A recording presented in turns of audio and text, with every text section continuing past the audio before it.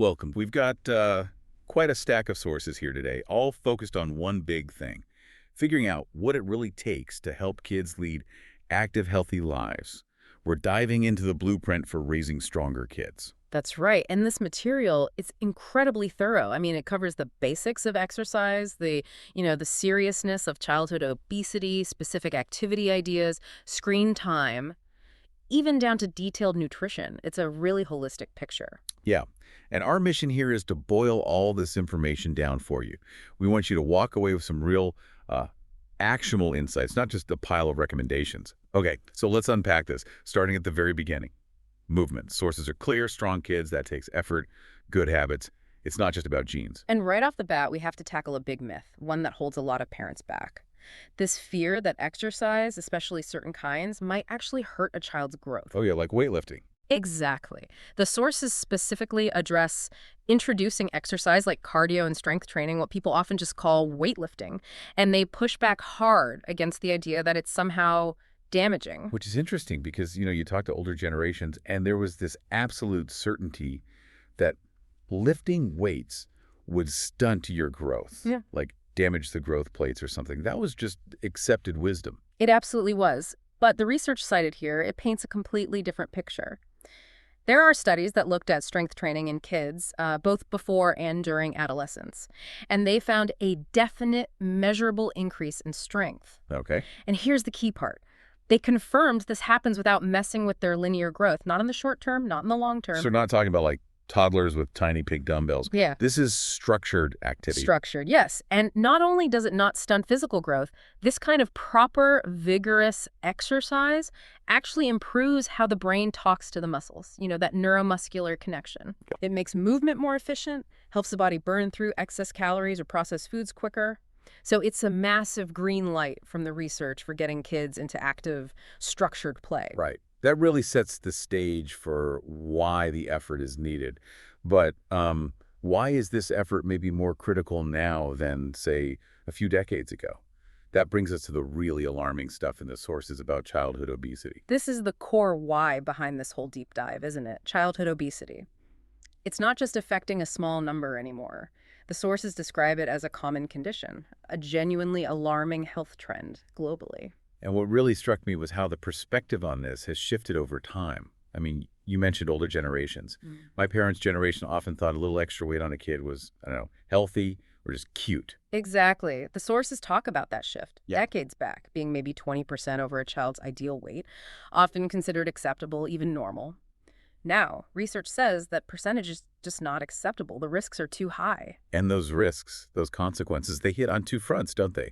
Physical and mental. Oh, completely intertwined. Physically, obesity puts extra strain on everything, heart, lungs, joints. It increases the lifetime risk of all sorts of chronic diseases, makes existing conditions worse. But then you look at the mental and social side, it's huge. Yeah. These kids often struggle with low self-esteem that can lead to emotional problems and, sadly, real difficulties fitting in socially, making friends. It's tough. So if the stakes are that high, we need to be thinking about intervention really early. What does the material suggest, starting right from infancy? Well, starting right at the beginning, infancy, the sources are pretty unequivocal. Breast milk is the ideal food source, and they even suggest delaying the introduction of solid foods a bit as a way to potentially head off early weight issues. Interesting. Then, as you move into early childhood, the focus shifts.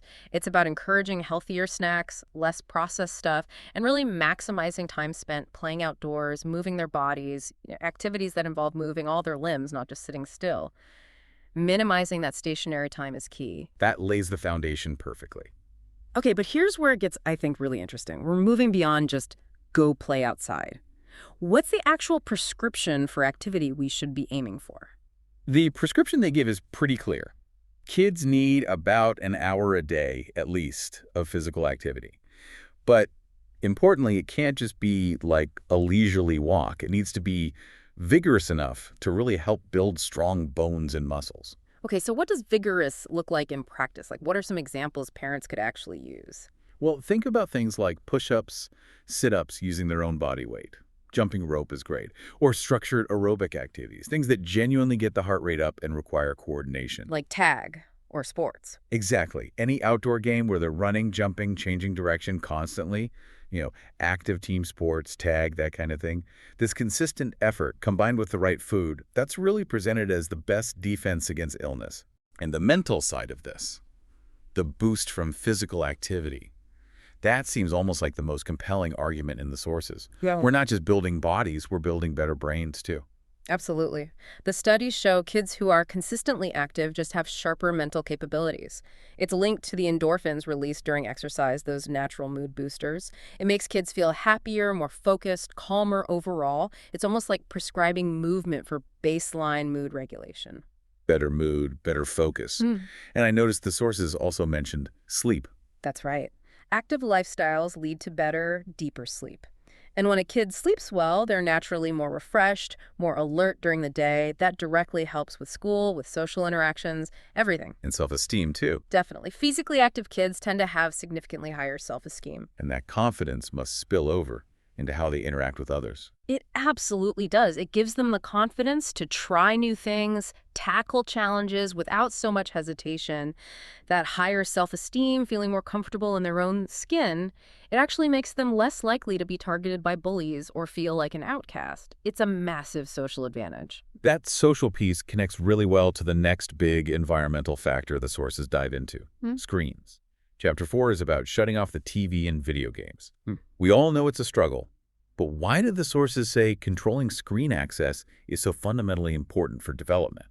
Well, the way the material presents it, curbing screen time isn't just about removing a negative. It acts as a positive force because it makes the child seek alternatives. If that easy passive entertainment isn't there, they have to fill the time. And ideally, they fill it with beneficial stuff like physical play and actually interacting with other people. So you're kind of forcing interaction. It sounds a bit harsh, but it's for developing core life skills. Exactly that. It's in those forced social situations, maybe structured is a better word, that they learn vital skills. How to cooperate, how to share, how to be helpful, how to actually understand what someone else needs or wants. The sources directly link the rise in obesity to kids lacking enough outdoor activity, which, let's be honest, is often a direct result of too much screen time. There's a specific warning in there, though, that really jumped out at me about kids who grow up mainly entertaining themselves with screens, Yeah. potentially lacking the sensitivity that is the basis of being human. I mean, that's a really strong claim. How do they justify something that sounds so extreme? Yeah, that phrase definitely gives you pause. The justification seems to be rooted in the idea that real-world interaction is incredibly complex. Screens don't replicate it. The source argues that without navigating those tricky social situations, sharing toys, reading facial expressions, dealing with immediate, sometimes messy, feedback from peers, emotional intelligence just doesn't fully develop. So isolation, even if it feels entertaining, doesn't teach empathy. Essentially, yes. It doesn't teach you how to read a room, how to understand subtle cues, how to really connect on that basic human level. That's the concern raised. Okay, so if we take that warning seriously and reduce the screens, what kind of outdoor time should we be encouraging? It needs to be engaging, right? Right. Not just feel like a punishment. Definitely. And we need to think beyond just, sandboxes during the day. The source actually has some really cool, creative ideas, like designing activities that go into the evening or night, Like what? like organized stargazing sessions, or maybe going out with flashlights to look for nocturnal insects. Right. It adds this element of adventure, a bit of science exploration. Makes it exciting. Making nature interactive. I like that. What else? They also strongly recommend things like gardening. There's something really powerful for a child in planting a seed, caring for it, and then actually harvesting something they grew. It gives this huge sense of accomplishment, satisfaction. Plus, it's a very real way to understand where food comes from. A tangible result of their effort. Yeah, exactly. And finally, joining social programs is highlighted. Things like community sports teams, scouts, stuff like that. Places where physical activity is combined with meeting peers and building friendships outside of the regular school environment. Okay, so we've covered movement, we've covered the environment. Now let's talk about the fuel, the food. What does all this mean for what's actually on the dinner plate? The material really stresses supervision here because kids left to their own devices, well, their diets might not be ideal. Right, that supervision is crucial. Unsupervised eating usually means nutritional gaps, definitely not a balanced diet. And the material is quite firm. Kids need to be conditioned, essentially taught, that constant snacking on highly processed stuff isn't healthy. Proper structured meals need to be the cornerstone of their diet. So let's get into those specifics. The great info breakdown the source gives. This needs to be practical for parents trying to plan meals. Okay, yeah. We can break down the ideal plate into roughly 4 main groups, thinking about proportion. First, and forming the biggest part, should be starchy foods. Like potatoes, bread. Potatoes, bread, cereals, pasta, rice. These are your main source of sustained energy, fiber, plus important vitamins and minerals. The focus is really on complex carbs here, not simple sugars. Got it. And then the supporting cast, fruits and vegetables. Exactly. Fruits and vegetables are vital, packed with fiber, vitamins, minerals, antioxidants, all that good stuff. Third group, milk and dairy. For calcium, right. Primarily, yes. Calcium for healthy bones and teeth, but dairy also provides protein for growth, other vitamins, minerals. Super important. Okay. And the final piece, Yes. protein. Yes. Meat and fish need to be featured strongly, along with things like eggs and pulses, beans, lentils, that sort of thing. These are the essential protein building blocks for a growing kid. But here's a really critical point the source makes. What's that? It's how these protein sources are prepared. They must be cooked healthily. Think grilling, baking, steaming, not deep frying or drowning them in heavy sauces, which can destroy the nutritional value. The preparation method matters just as much as the food itself. That's a fantastic point. The difference between grilled chicken and fried chicken is huge, nutritionally. Okay, and one last note on supplements. Vitamins, minerals. Yeah, the material is very clear on this. Vitamins and minerals should only be given as supplements like tablets or chewables if a doctor specifically advises it.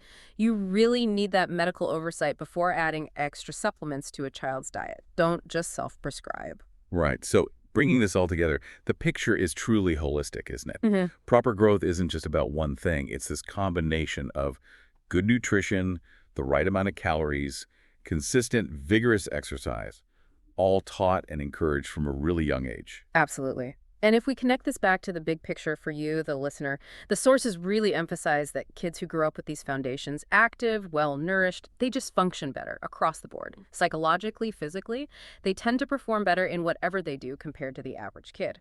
Investing in these habits early on, it pays off hugely down the line. Sets them up for life. It's about building resilience, really.